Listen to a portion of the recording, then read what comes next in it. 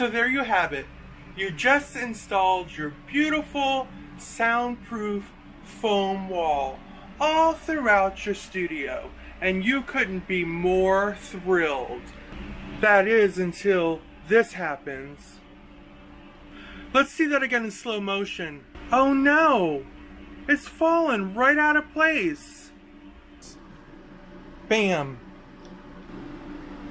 There they are. Within an hour, they start falling one by one by one. So when you order these, they're always going to come with double-sided tape that look very much like this, the little square tabs. First thing you're going to do is put your tabs in the wall.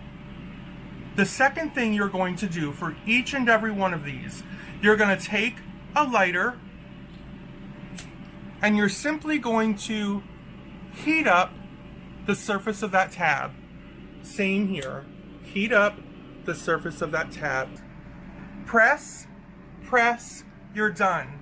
Now that causes an absolute fusion between your double-sided tape and your foam squares. And using that method, you will never again have to worry about your soundproof foaming falling off your walls.